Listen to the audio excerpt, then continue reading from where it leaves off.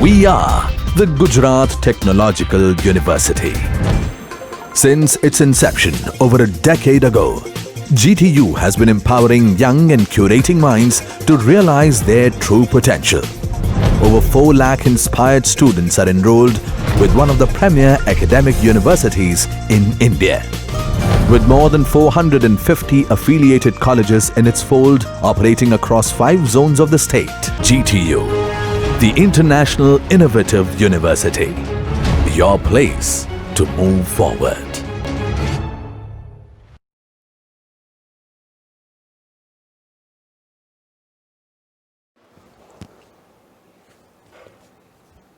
Good morning everyone.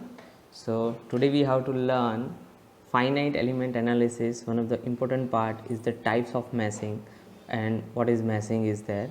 So we will start it. So today our presentation outline is why the grid is needed, element types, grid design and guideline, geometry, solution adaptation and grid importance. Let's see, first question arises in our mind, why is a grid needed, and the important is what is grid. So we already learned something regarding grid in the previous chapter. So designate the cell of the elements which the flow is solved, and second one is the describe the representation of the geometry of the problem that we already learned in the types of common representation technique in the solid modeling, and has cell grouped into the boundary zone. So boundary zone is nothing but it is a boundary condition which is represented by the boundary representation technique BRAP. Now another thing is we have to learn that the grid has a significant importance on the rate of the convergence. Rate of the conversion is nothing but it is the one of the solving the algorithms by easy method. So solution accuracy and the CPU time required. CPU time required depend on the CPU configuration. We can say if you want to convert any geometry in the meshing geometry, then we need a higher RAM and the solver. So for industrial purpose we are using the solver for the assembly and for all this purpose. Okay, so now the next is that how to create the geometry. The starting point of the all problem is the geometry. We know that it is the first step to create the geometry. So basically here for meshing purpose we are describing 2 types of geometry which is concerned with the volume, phase, edge and the vertices. So we know that the one standard simple geometry that we already learned in the CREP, constructed solid geometry, and the another is the complex geometry. Complex geometry means a hybrid geometry of the combination of the boundary representation technique, or we can say the constructive type solid geometry. So here observe that one cube is there, that is a very simple geometry is there which is easy to prepare in the any solid modeling software. But if you want to prepare a complex geometry in any software, then it is a we need to so many operations, we need to so many iteration is required to generate a mesh. So that's why geometry is the very important for the meshing purpose. Next, second one is the which concept we are using for the geometric purpose. So it is the top down and the bottom down approach. We already learned this approach in the form of the constructive geometry tree and the one of the wireframe modeling representation. Okay, so for the local operation purpose, if we are putting the direct cylindrical bricks or a spheres, then we create one of the top down approach which is used for the assembly purpose. But when the geometry is very typical, or we can say the hybrid, at that time we can use the edge, phase, volumetric, that is come under the bottom up approach, and the any geometry can be created using the same pre-processing software that is used for the create the grid and create the using the other programs.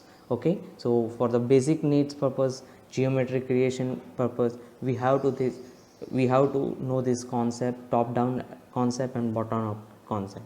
So next one is the types of cell shapes. Types of cell shapes are nothing but we already learned in a yesterday session. It is the types of the elements 1D, 2D and 3D. For meshing purpose mostly we are preferring the 2D and 3D mesh purpose. So let's see. Another is the terminology. This terminology is very important for the mesh generation purpose in any CAD software for analysis purpose. So first one is the cell. So have you shown in the diagram? In the 2D this is the cell, and in the 3D this is the one cube is considered as a one cell. So control the volume into which domain is broke up. And node, we know that this is node, which is the vertices end point, it is considered any point, it is considered as a node. Cell center is considered as a, this is the one point, it is we can say control point. When we are taking any B-rep or any surface, at that time this cell control point, which is very useful to generate a different geometric shape. Then the edge, we very well know that what is the edge. It is a connection of the two nodes, which is considered as a edge. Then the face considered here, we can show that, one minute, this is the face. Okay, one particularly surface is considered as a face. And then the zone is also an important part. It is a grouping of the nodes, face and the cells. Means if I am taking a one cheese cube and if I am put it into the small species, then it is considered as a one zone. And it is very important when we are doing the combination of the different hybrid geometry. Means we can say the constructive type solid geometry assembly. Then the domain, group of the nodes, faces and the cell zone is considered as a domain. So this is the important terms that we have to know as a design engineer. So now it is the main question asked in the Gujarat Technological University examination in the CAD paper, types of meshing, or we can say types of grid. So first of all, it's starting with the structured grid. So when the structured grid is important, structured grid is mostly important for the, we can say, the surface purpose, as well as the, we can say, the any geometric outer body representation or a inner skeleton structure. So physical domains are there and the computational domains are there. You can observe here the single block structure grid, and the IJK is the nothing but IJK is the three different side indexing to locate the neighboring cell. So it is indicate the neighboring cell. Okay, grid line must be passed along through the domain. It must be passed from the domain is a very important things are there. So we can say that if we want to present a one wall and inside structure, skeleton structure, means we want to present our centering structure of the steel, then we can present like this. It is a one kind of a skeleton structure of the any wall, or we can say any body. Second thing is the face meshing structural grid. We can here you can observe in single block geometry and always a logical representation. So this is the difference between the differential types of the hexahedron grids in a particularly structural grid. So single block meshing may be including a 180 degree of the constants. So it is a particularly difference with the con type, or we can say curvature type geometry and the plane geometry. So now next one is the multi blocks. So we already learned this multi blocks in the cellular type presentation of the solid constructive type geometry. So multi-block structure grid is used in IJK indexing within each mesh block. So you can observe here in diagram. So here one hole is there, and this is the simple geometry is there. So here they can divide easily, but when the such kind of arrangement is there, so we can divide in the 4 1 2 3 4, which is indicated with the 4 colors. So we are divided 4 side with the 4 different meshing type. So here is the multi-block arrangement is there. So we can observe the first, this is we can observe here this is the multi-blocks and this is multi-blocks. So that's why it is considered as a multi-block geometry. Now second one is the face meshing with the multi-blocks. So here again we can take both the multi-block geometry in logical representation technique and the curvature part. So you can observe that the difference between the both the geometry are, you can easily identify it.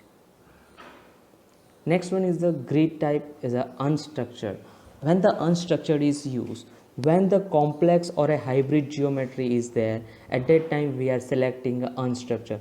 So you can observe in diagram one dinosaur's structure is there, but each and every place the arrangement of the mass is different. So in this area big massing is there, in this area small massing is there.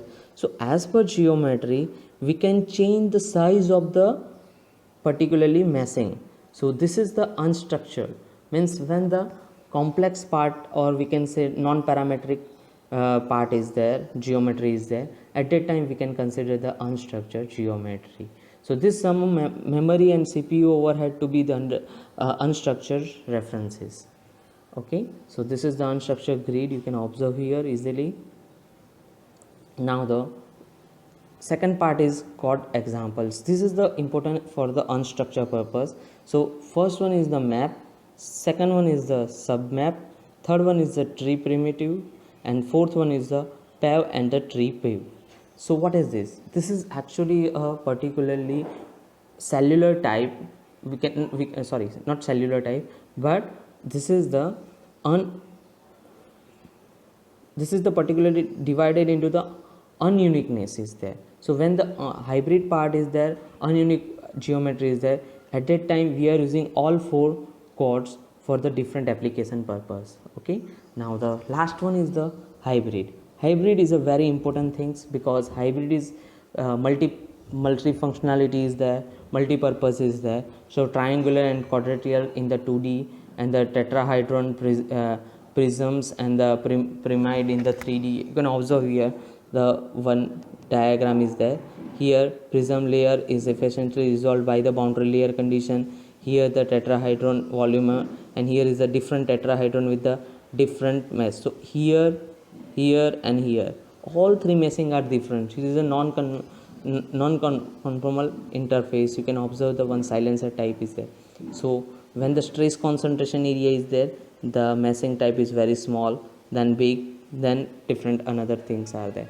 So this is the hybrid meshing. So you can observe the one car front engine area is there, and this is the complex geometry is there. So each and every geometry have the different meshing structure because each and every component have the small or a big geometric representation techniques are there.